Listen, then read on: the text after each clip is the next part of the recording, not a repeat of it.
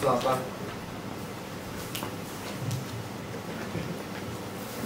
Selamat pagi, Ibu Erika dan Ibu Lina sebagai dosen dan juga teman-teman saya seperjuangan.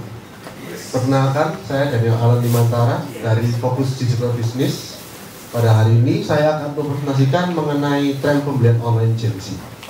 Next. Saya mulai dari latar belakang terdahulu.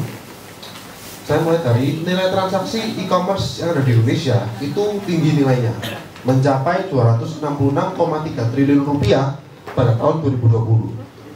Kemudian dapat diketahui bahwa Gen Z itu konsumen digital utamanya. Dan itu juga Gen Z adalah digital native yang sejak awal telah akrab dengan yang namanya teknologi.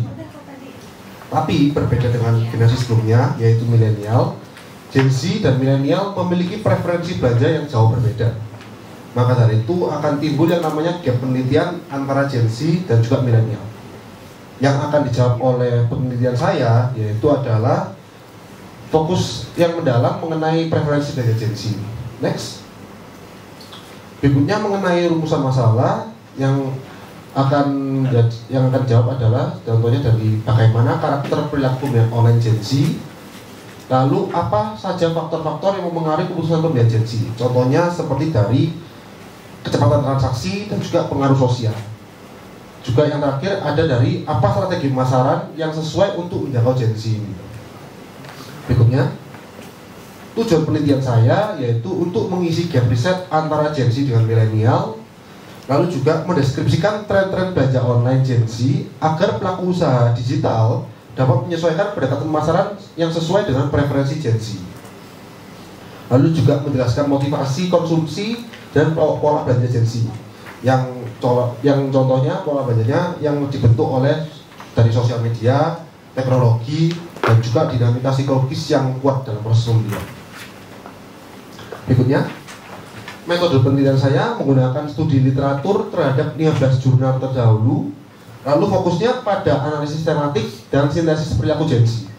Sumber data yang saya gunakan adalah jurnal yang bersinta 2-6 yang rilis di tahun 2020 hingga 2025. Berikutnya, yang pertama untuk hasil ada dari karakteristik konsumen Gen Z. Gen Z bertumbuh bersama media digital yang membuat mereka menjadi aktif dan dominan dalam belanja online.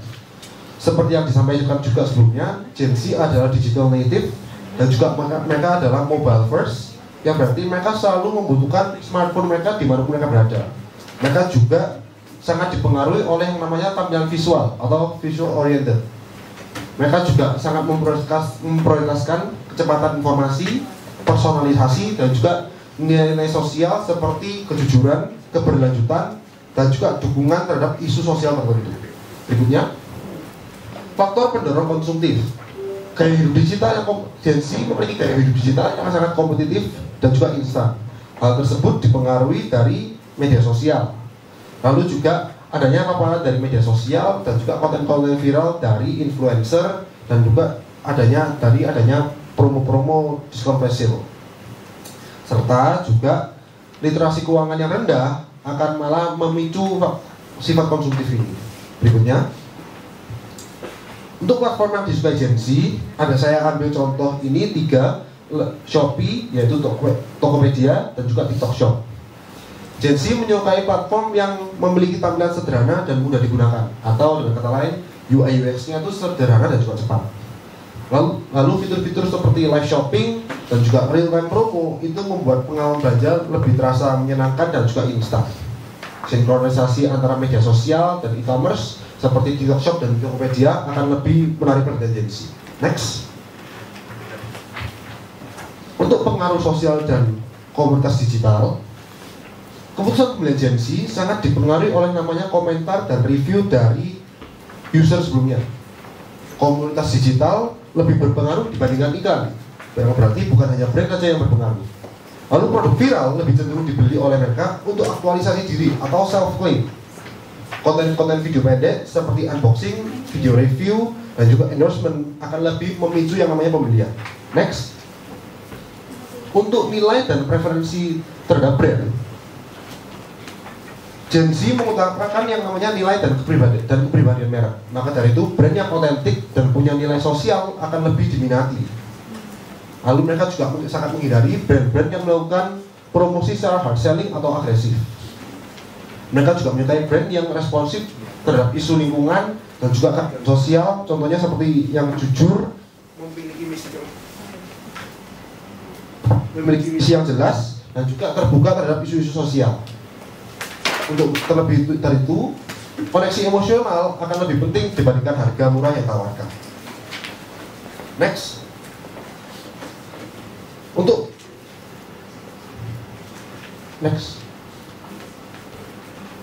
strategi pemasaran yang efektif, pelaku bisnis perlu untuk menyusun narasi brand yang relatable. Maka dari itu penting untuk menggunakan yang namanya storytelling, bukan hard selling.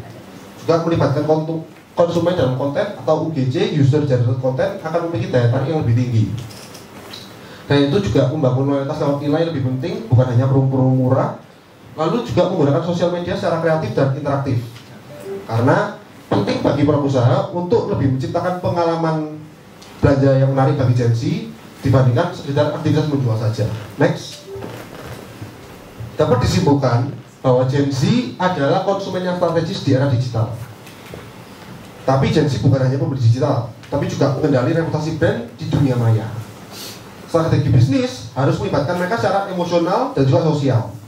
Karena kan pembelian yang dilakukan oleh Gen Z dipengaruhi oleh 3 faktor tersebut, dari sosial, visual, dan juga emosional. Untuk riset kedepannya dapat dilakukan menguji efektivitas konten pemasaran berbasis pengalaman di komunitas digital. Berikutnya. Sekian, terima kasih presentasi saya. Saya ucapkan mohon maaf apabila ada tutur kata saya yang menyinggung pihak manapun. Dan saya ingin berterima kasih untuk Ibu Erika dan Ibu Rina yang telah membimbing saya dari awal hingga akhir. Saya buka sesi Q&A.